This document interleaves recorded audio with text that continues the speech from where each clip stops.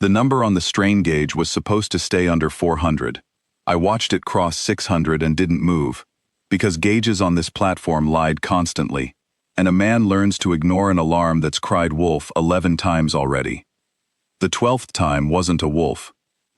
3 weeks before that number climbed, she stood at the far end of the mess hall with a laptop and a stack of pressure ridge photographs, and I cut her off at 4 minutes. Her name was Reyes. The company had her down as an ice observer, a contract hire, somebody who watched the flow from a weather shack and radioed in numbers nobody read twice. She'd been on the platform 4 months by then, ate alone at the end of the mess table, and kept a logbook nobody but her ever opened. I ran that platform. 22 men, a jack-up rig frozen into 11 feet of first-year ice, 400 miles from anything that wasn't more ice. I didn't have patience left over for a weather girl's slideshow, not after a 16-hour shift chasing a mud pump fault that turned out to be a loose sensor, and not from a woman half my crew had taken to calling Frost, half as a nickname and half as a joke about how little she said. The ridge northeast of the mooring lines has been working itself apart for 6 days, she said. The pressure signature matches a fracture pattern I've seen before. I'd like 48 hours to reroute the primary egress line before the storm front arrives. We reroute for weather when weather tells us to, I said, in front of the whole crew, loud enough to carry to the coffee urn. Not for a hunch with a PowerPoint. She didn't argue. She closed the laptop, thanked the room for its time, in a voice that didn't so much as dip, and walked out into 11 below wind, wearing a parka 2 sizes too big for her. 3 of my roughnecks laughed before the door had even shut. I laughed too.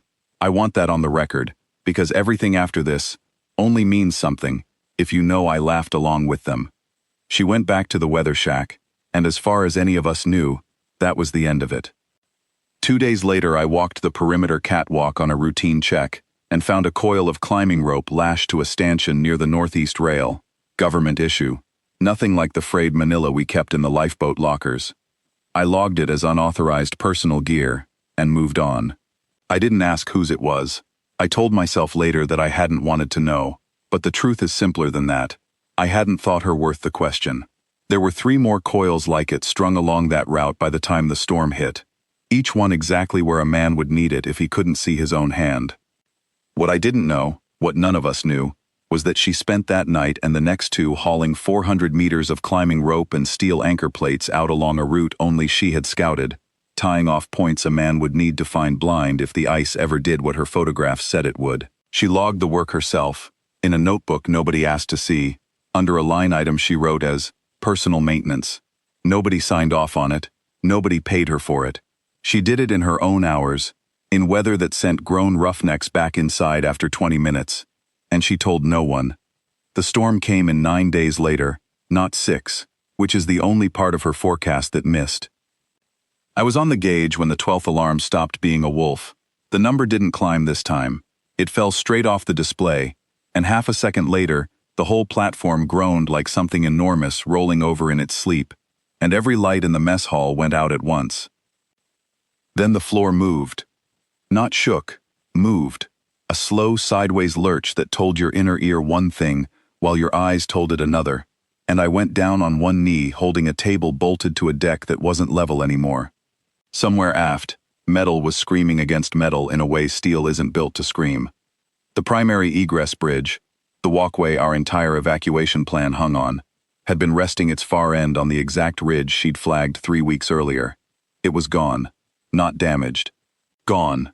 Dropped into black water that steamed in the cold like something alive, and 22 men were scattered across 3 separate ice pans that had been one continuous surface an hour before, none of them connected to the platform anymore, 3 of them cut off from each other by open leads none of us had a map for. I heard her voice on the radio before I heard anyone else's. This is Reyes. Everybody stop moving. The pan you're standing on is not the pan you think it is. Nobody argued with that voice. It didn't sound like a weather girl reading numbers off a clipboard. It sounded like something that had done exactly this before, somewhere colder, more than once, and come out the other side of it enough times to stop being afraid of the sound the ice made when it decided to open. She walked out onto pack that had just swallowed a 200-foot steel bridge, and she didn't test it with a pole first, the way a stranger to that flow would have. She walked it the way a man walks a hallway in his own house, with the lights off. Because she'd already walked it, twice, in the dark, 3 weeks before, while we were still laughing at the size of her parka. She found her first rope line by feel, in a whiteout that had swallowed the platform's floodlights whole, and she started walking men off the broken ice one at a time, clipped to anchor points she'd hammered in herself, reading the groan of the pack the way the rest of us read a wall clock. I was on the second pan with 6 men, cut off from the third by a lead of open water 40 feet across that hadn't existed an hour earlier. One of my derrick hands, a kid named Petrov who'd been on the rig 11 weeks, kept edging toward that black water like it might have shrunk if he looked at it long enough. "Stay off the edge," her voice said. "Close now, out of the white, before I ever saw her outline. It's rotten for another 6 meters past where you can see it." "How do you know that?" "Because I mapped this flow in September." She was already clipping a line to my belt, hands moving without a wasted motion or a wasted word, checking a knot I hadn't seen her tie in the dark. Move when I say move, not before. We moved when she said move. All 6 of us, one behind the other, Boots finding the exact line she'd walked twice already, while the company was paying her to watch a weather shack. She crossed that lead on a snow bridge she'd scouted and reinforced herself, alone, in September, for a storm the company told her wasn't coming. Halfway across, the bridge groaned under Petrov's weight and dropped an inch, and for one long second, every one of us stopped breathing at once. She didn't. She called out a distance.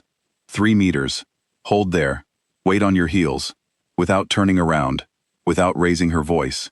And the ice held, because she'd built it to hold exactly that much, and not a gram less. I'd have frozen solid on that spot. She'd already done the math on it 3 weeks earlier, and moved on to the next problem.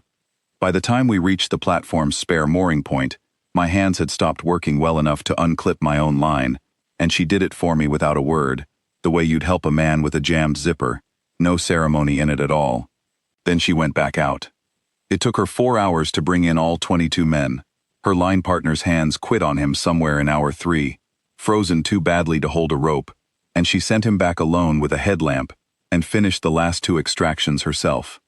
Nobody supervised that stretch. Nobody could have.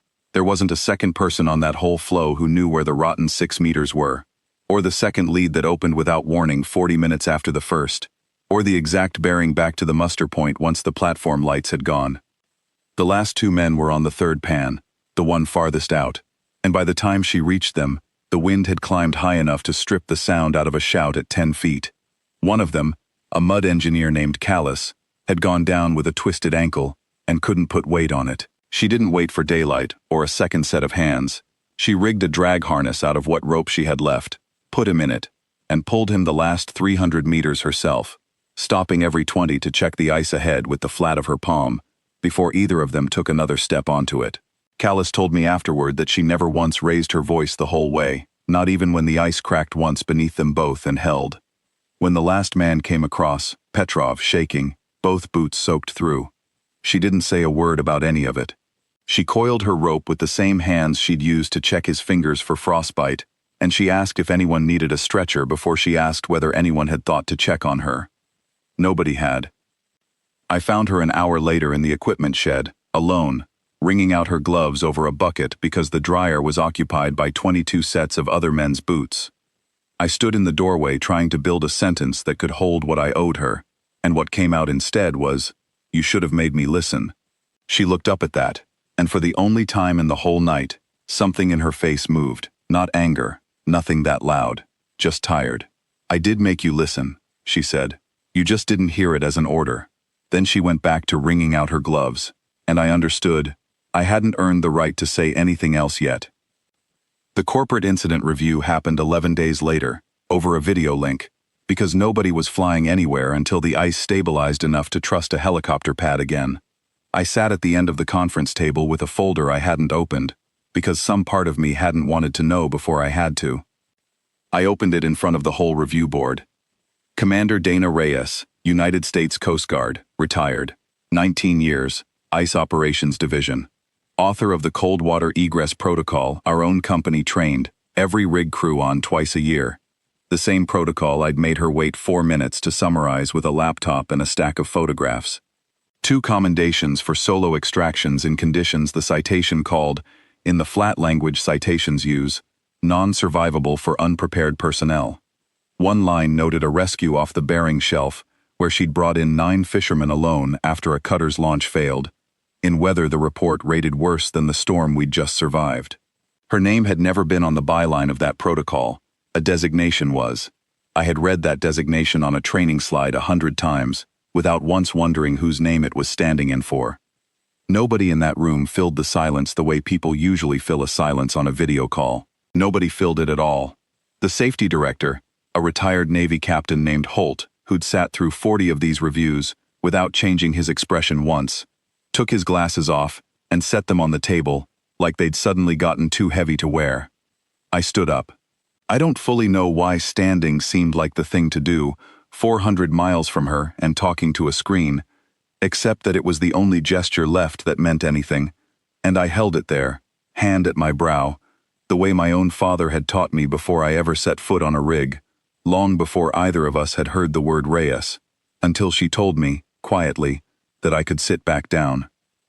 I still keep that folder in my desk drawer on this platform, unopened again, because I've read it enough times now that I don't need to open it to see it.